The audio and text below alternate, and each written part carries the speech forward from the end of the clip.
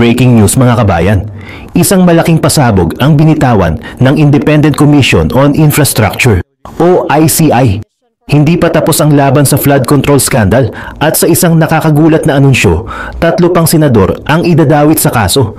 Lumalaki na ang listahan ng mga high-profile personality na posibleng managot sa bilyon-bilyong pisong anomalya. Ikalawa, sa ating mga balita, isang matapang na babala ang binitawan mismo ni Pangulong Ferdinand Marcos Jr. para sa mga opisyal at personalidad na sangkot sa bilyon-bilyong pisong flood control scandal. Tapos na umano ang maliligayang araw nila. Ang kanyang pangako, may mga taong tiyak na makukulong bago magpasko. At panghuli, isang malawakang opensiba ang inilunsad ng gobyerno laban sa mga sangkot sa flood control scandal. Sa isang High Command Conference, lahat ng ahensya ng gobyerno ay nagkaisa para sa iisang misyon, habulin at panagutin ang mga nasa likod ng bilyon-bilyong anomalya. Ang kanilang babala, halos 40 individual ang posibleng magpasko sa kulungan. Bago tayo mag-umpisa, baka pwedeng palike muna ng video na ito. Malaking bagay po ito sa aming mga content creators. Maraming salamat po.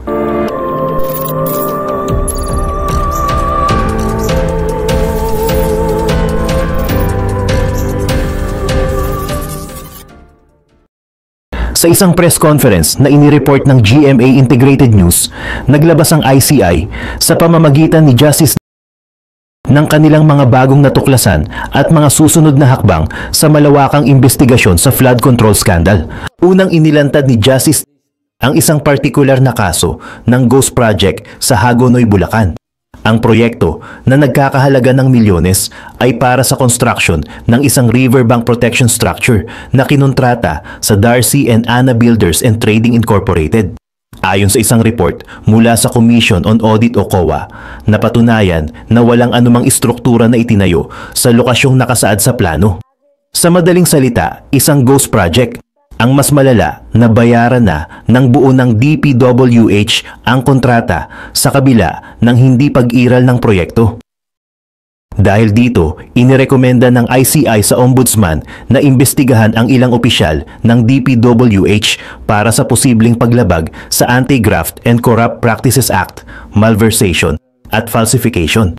Kabilang sa mga pinangalanan sina Engineer Henry Alcantara, Engineer Bryce Erickson Hernandez, at 5 pang kawani ng ahensya. Pero hindi lang dyan nagtatapos. Inirekomenda rin ng komisyon na tingnan ng ombudsman ang posibleng pananagutan ng mga matataas na opisyal, kabilang na sina dating DPWH Secretary Manuel Bonuan at mga dating Undersecretary na sina Roberto Bernardo at Maria Catalina Cabral. Pero ang tunay na pasabog ay binitawan ni Justice sa dulo ng press conference sa gitna ng mga tanong mula sa media nang tanungin kung ano ang mga susunod na aasahan mula sa ICI. Diretsahang sinabi ni na sa susunod na linggo magrerekomenda sila ng pagsasampan ng kaso laban sa 3 pang senador. At para linawin ang lahat, nang tanungin kung ang 3 ito ay bukod pa sa 2 nauna nang idinawit na sina Senator Jinggoy Estrada at Senator Joel Villanueva, ang sagot niya ay isang malinaw na yes. Ibig sabihin, aakyat na sa 5 ang kabuuang bilang ng mga senador na idinadawit sa iskandalo.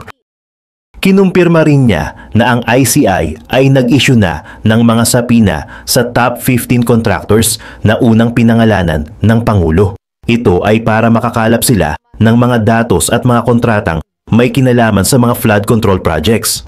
Sa gitna ng investigasyon, hinarap din nito ang mga aligasyon mula kay Chavit Singson na siya ay isang Marcos supporter na tinatarget lang umano ang ilang personalidad.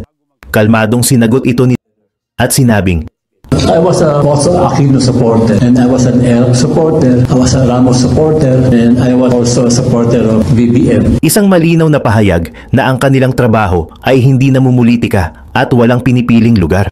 Tungkol naman sa matagal nang hinihiling na live streaming ng mga hearing, sinabi ni Justice Tinga na pinag-aaralan pa nila ito at isinasaalang-alang ang kaligtasan ng mga posibleng testigo.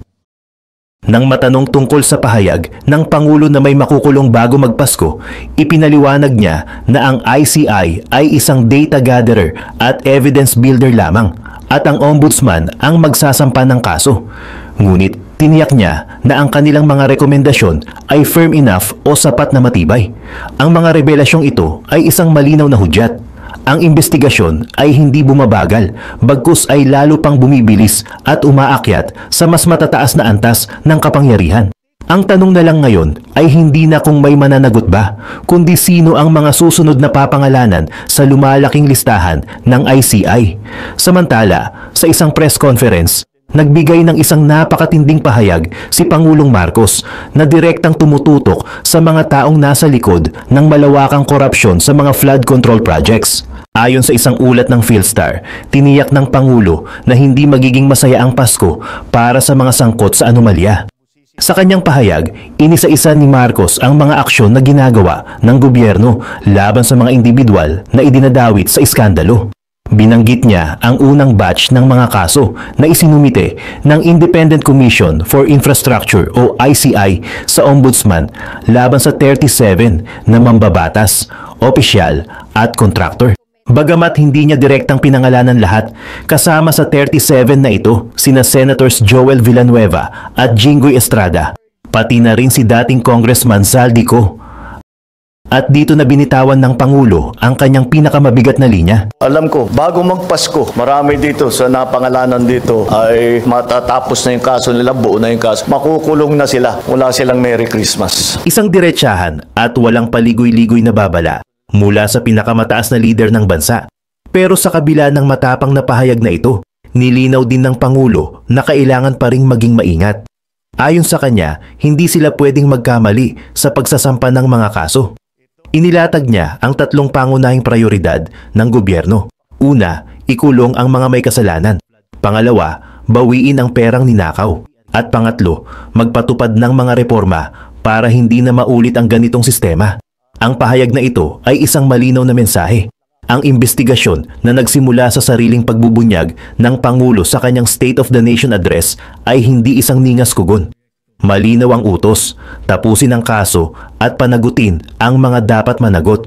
Habang ang bansa ay naghahanda para sa Kapaskuhan, ang gobyerno naman ay naghahanda para sa pananagutan.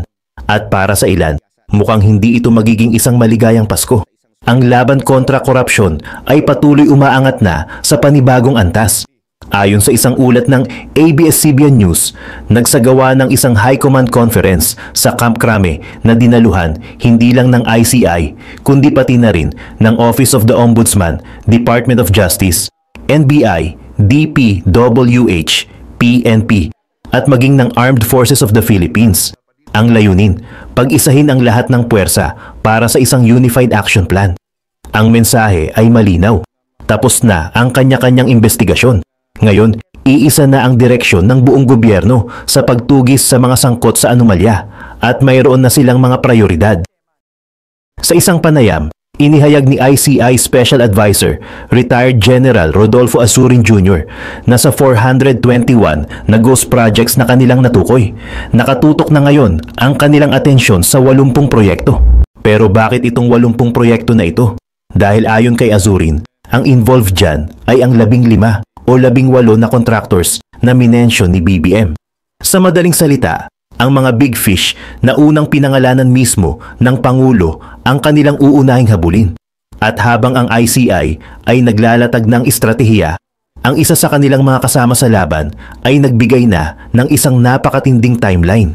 Sa isang hiwalay na panayam, diretsahang sinabi ni DPWH Secretary Vince Dizon na halos 40 individual ang inaasahang madeditin bago magpasko kaugnay sa mga maanumalyang proyekto sa Bulacan at Oriental Mindoro. Yan ang mga unang-unang makukulong, sabi ni Dizon, na tinukoy ang mga kasong isinampa na sa Ombudsman.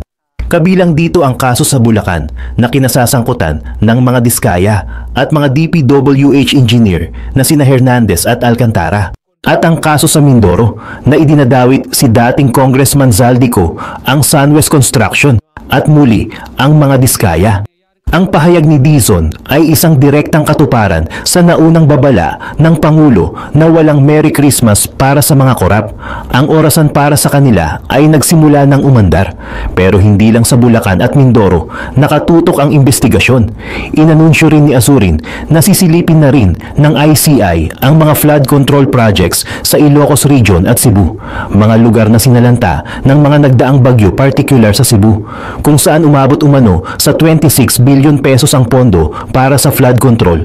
Gusto nilang malaman kung bakit ganun na lang kalala ang naging pagbaha. Ayon kay Secretary Dizon, ang problema sa Cebu ay malinaw. Mayroon ng master plan mula pa noong 2017 pero hindi ito ang sinunod at ipinatupad. Nagkaroon na rin daw ng inspeksyon ang ICI sa Davao noong nakaraang linggo. At para masigurong matibay ang kanilang mga kaso, kinukumpirma ni Azurin na ginagamit na nila ang Sapina Power ng CIDG at NBI para makuha ang lahat ng bid documents. Ang mga dokumentong ito ay kanilang ibabangga o ikukumpara sa aktual na implementasyon sa ground. Ang mga kaganapang ito ay nagpapakita ng isang determinadong gobyerno mula sa isang malawakang command conference sa pagtukoy sa 80 prioridad na proyekto hanggang sa napipintong pag-aresto sa halos 40 katao. Lahat ay hudyat na. Ang panghuli ng batas ay lalo pang humihigpit. Ang tanong na lang ay kung sino-sino pa ang mga susunod na mahuhuli dito. Sa dami ng pasabog, pahayag at pangakong ating nasaksihan nitong mga huling linggo, malinaw na ang laban kontra sa korupsyon sa flood control scandal ay hindi na basta investigasyon lang. Isa na itong malawakang operasyon ng buong pamahalaan. Mula sa mga inisyal na revelasyon ng Independent Commission on Infrastructure hanggang sa matapang na pahayag ni Pangulong Ferdinand Marcos Jr. At ngayon sa pagbuo ng isang High Command Task Force na binubuo ng pinakamalalakas na ahensya ng Estado, lahat ay patunay na may giyerang nagaganap, hindi sa lansangan, kundi sa loob mismo ng sistema. Kung noong una ay tila ordinaryong kaso lang ito ng ghost projects, ngayon ay lumalabas na isa itong malalim na sugat ng katiwalian na umabot sa pinakataas ng kapangyarihan. Mga senador, dating opisyal, contractors at mga engineer, iisa lang ang tanong ngayon.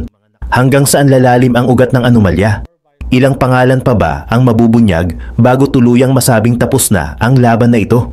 Sa bawat press conference, bawat investigasyon at bawat dokumentong inilalabas ng ICI, unti-unting binubuo ang larawan ng isang malawak na network na tila matagal nang umiikot sa loob ng sistema. Isang sistemang ginawang negosyo ang kalamidad at ginawang oportunidad ang sakuna. Ngunit ngayong lumalabas na ang katotohanan, tila unti-unti nang nauupos ang mga haliging matagal na nakatayo sa lilim ng kapangyarihan. Ang pahayag ng Pangulo na may makukulong bago magpasko ay hindi lang banta. Isa itong simbolo ng pananagutan. Isang mensaheng ang hustisya ay hindi lang para sa headline, kundi para sa mga Pilipinong matagal nang nilulunod ng korupsyon at kapabayaan. Ngunit tandaan din natin, sa bawat laban, laging may sabuatan ng interes. May mga magtatangkang sirain ang momentum at may mga gagamitin ang politika para ilihis ang direksyon ng katotohanan. Ang mga ghost projects na minsang itinago sa mga papel, ngayon ay binubuksan sa publiko. Ang mga untouchable na dati pinangingilagan, ngayon unti-unting nilalantad sa liwanag. Isang matinding mensahe ito, wala nang ligtas sa ilalim ng batas. At kung tutuusin, mga kabayan, hindi lang ito laban ng gobyerno. Laban ito ng bawat Pilipinong sawa nang makita ang perang para dapat sa bayan ay ninanakaw ng iilan. Ang bawat binahang bayan, bawat sirang tulay, at bawat pamilyang nawalan ng tahanan dahil sa kapabayaan, sila ang tunay na biktima. Kaya habang ang mga kaso ay patuloy na umuusad, huwag nating kalimutan na ang tunay na hustisya ay hindi lang nakikita sa kulungan, kundi sa pagbabalik ng tiwala ng taong bayan sa sistema. Sa dulo ng lahat ng ito, isa lang ang malinaw. Ang laban ay nagsisimula pa lang. Hindi ito pagtatapos, kundi simula ng mas malalim na paghahanap ng katotohanan.